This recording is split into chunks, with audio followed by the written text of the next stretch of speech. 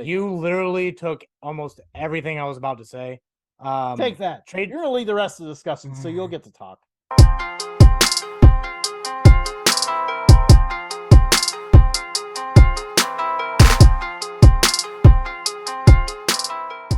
Hello, and welcome to Updog Sports Talk. My name is Matt Miller. We got a jam-packed show today. Joining me today is Justin McGovern. Justin, what's going on, man? Ready to talk some football. Let's talk about the NFL. Matt, trade deadline has actually come up with a lot of moves this year.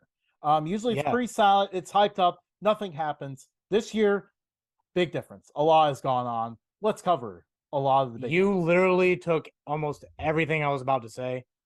Take that. You're going to lead the rest of the discussion, so you'll get to talk. MLB usually has a good one.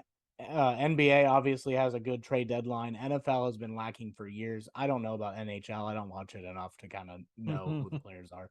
But trade deadlines are typically in the NFL are typically non-existent. They have the trade deadline there. A couple disgruntled players get traded early in the season. That's it. This year, 20 trades. We're going to go extremely out of order. But because, Justin, you are a Bills fan, we'll start with one of the Bills trades. The Bills traded for Dean Marlowe and gave up a 7th-round pick. I think that's a huge steal. Yeah, much needed. The Bills need secondary depth because Micah Hyde is out. Jordan Poyer has been He's week to week. He's been dealing with every single thing this year. Like, it seems like it's been a new thing every week for him, unfortunately. So if anything happens to Hamlin or Johnson, like, all of a sudden the Bills are starting like a corner at safety. So they had to acquire someone for depth. Dean Marlowe has been with the Bills before, so he knows the system. He'll be able to step right in if he needed. So very much easy trade for the Bills. Atlanta wasn't using him either, so it's okay that they got some compensation too. And for the Falcons to make sure that their secondary doesn't drop, they actually traded for Rashad Fenton and gave up a 7th-round pick. So they got a 7th-round pick and they traded a 7th-round pick. Yep. So I mean, Atlanta did a good job there. I mean, they were doing pretty solid at safety. But corner, they've been dealing with injuries. They needed some help there. Fenton provides an experienced option to help them out. As you can tell by the fact that the Chiefs took a 7th-round pick, they weren't using them, so they were just okay saying, shedding salary and going, okay, you can have them. Well, their rookie corners have, like, we bashed them early in the year for having a weak secondary, and their rookie corners have proved us wrong. So yeah, we need to make a formal apology to the Kansas City Chiefs. But the Falcons are making moves to stay in this division. Yeah. They're leading the division right now. Like, right. Yeah, they're number one in the division. Who saw that coming? By the way, it was a conditional 23 pick, so it'll move up with various factors. But the Bills swap running backs with the Colts. Buffalo gets Nyheim Hines, who they could very well use in the passing game. But he's a weird combination of Cook and Singletary. Like, you're basically trading for the players that you already have now, but put into one person. So it's like, now you can... I think that's going to be pretty easy to be consistent on offense when it comes to running the ball or throwing the ball to a running back. But they give up Zach Moss, who they weren't using at all. They didn't need him anymore. They gave up. Bills did give up a conditional 5th-round pick, so that could move up depending on how much Moss plays. I don't really care for it, but they do have Jonathan Taylor, so they don't really need Hines. Yeah, I'm not really sure why the Colts even acquired Moss in this thing. I'm not sure what he's going to provide them. But yeah, for the Bills, at least gives them an experienced option. I mean, it still is what it is with the Bills' run game. The offensive line isn't making holes, but I mean, there are a couple times where Singletary misses it. Hines is more experienced; he'll do a better job, and obviously Hines will be more consistent in receiving dump off passes and stuff. Like Cook gets involved when the Bills hit a lead, but even though he finally made some plays on Sunday, like, they still don't seem to entirely trust him. And that's definitely the message we get here. So they just They're wanted more definitely experience. deeper in the pass game than they are in the run game. And I think Yeah, the offensive line works better in the pass game than the run game.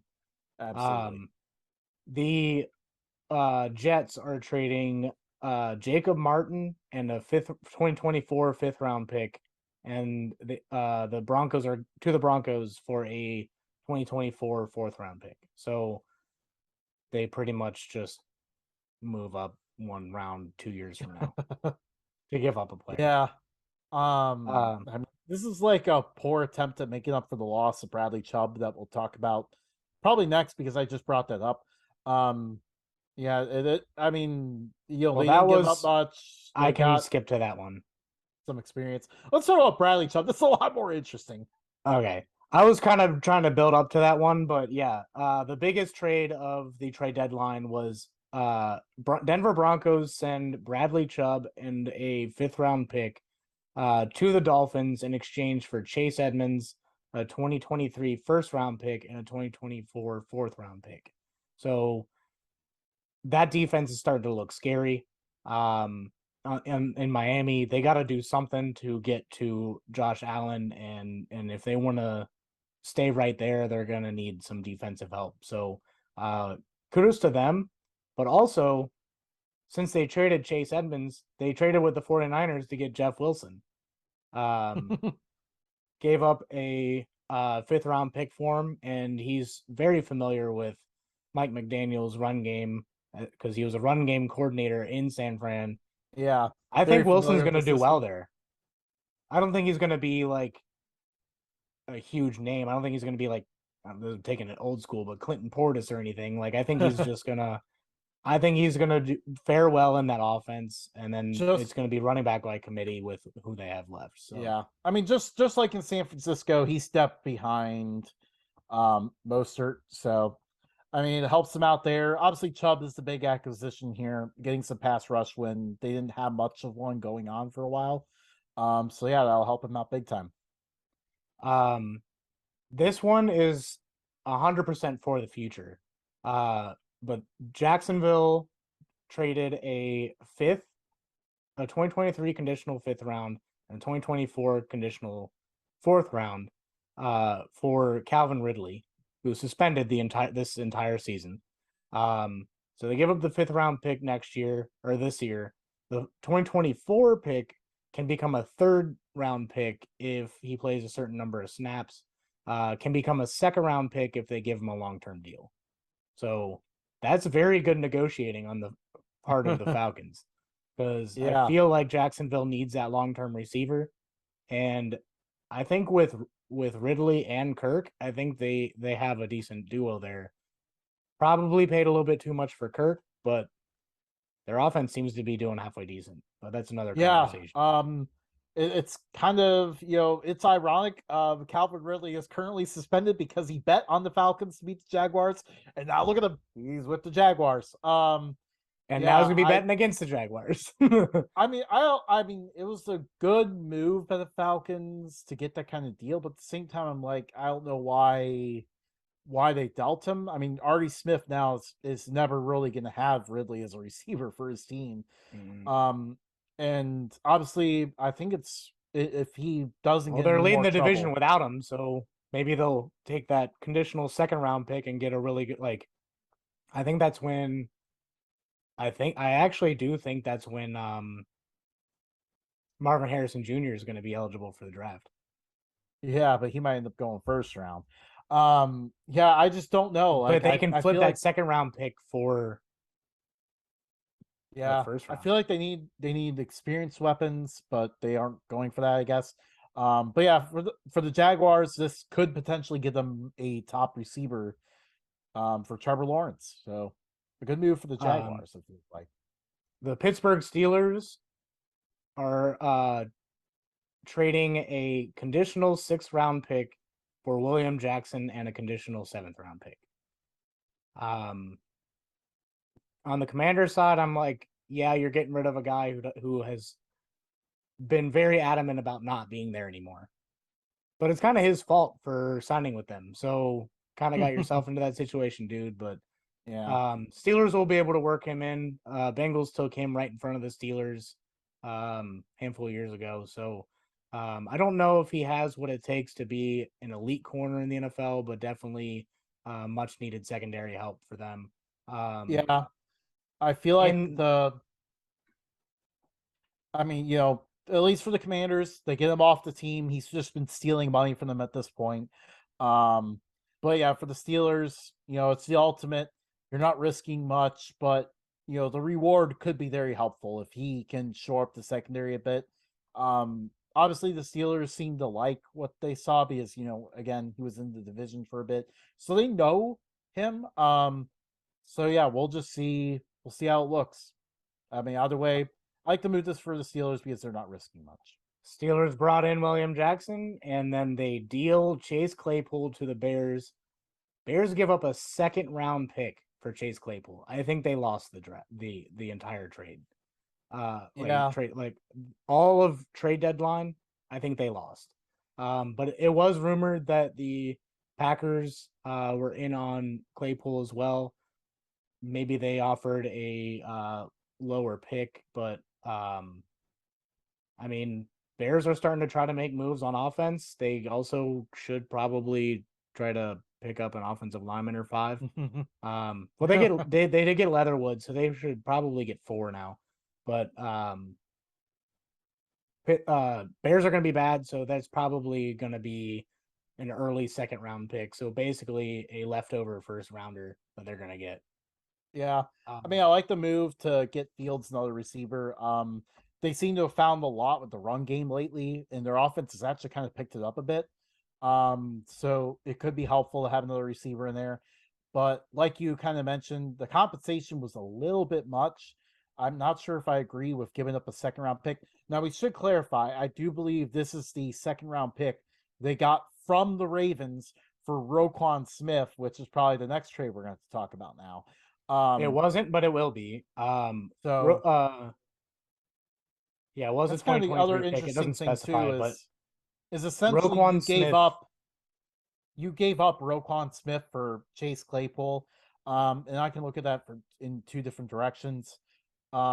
As players, I think Roquan Smith is a much better player, much more talented, but things have clearly gone south between him and the organization. So he probably wasn't going to play there beyond this year. So at least give your quarterback someone that can help him out, help his development because he's the quarterback you're investing in for the future. So I like it from that angle. I do think they gave up a little bit too much though. They traded Roquan Smith to Baltimore for linebacker AJ Klein, 2023 second round pick, and a 2023 fifth round pick. So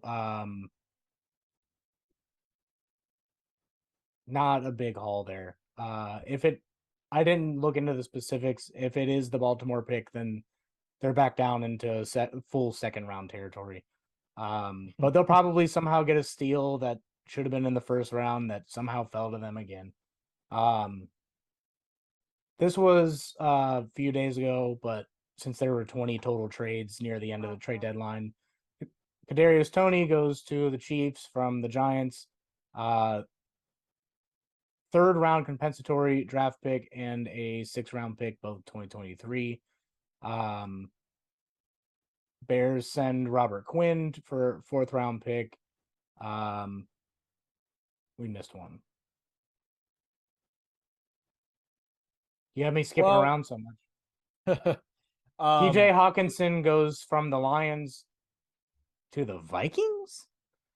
yeah, Detroit gives up TJ Hawkinson, 2023 fourth round pick, and a 2024 conditional fourth round pick. And they only receive a 2023 second round pick and a 2024 third round pick. I think they gave up a little too much for what they got in return. yeah, I did look at TJ Hawkinson's salary. He was due nearly $10 million next season. So that could have been a factor with Jared Goff's huge contract. And then maybe they're just going a different direction on offense, but I think they had a decent offense going, just needed to shore up some things on defense and they would have been in more ball games, but what do I know? yeah. I'm not sure. I don't like trading to a division foe. Definitely don't feel like they got enough, but at the same time, Hawkinson is going to be owed a lot for. I mean, he's not on the caliber of tight end as like Travis Kelsey or Mark Andrews. but making So about that money. But he's but making that that's money, his so that would be kind of tough. that's his fifth year next year. So the Yeah. option was already like they already accepted the option. So then he's due fully guaranteed 9.935 million. So that's pretty nice take home. Vikings offense looks a lot better now. Irv Smith out 8 to 10 weeks, so doubt we'll see him very much at all. Even at the end of the season, they may just end up shutting him down. But the offense with T.J. Hawkinson, Dalvin Cook, Justin Jefferson, and Adam Thielen, and then they just got a receiver too. I wouldn't say they got a receiver, but they did pick up Jalen Rager from the Eagles a while back. But he still hasn't really developed as a receiver. And they threw a touchdown to KJ Osborne last week.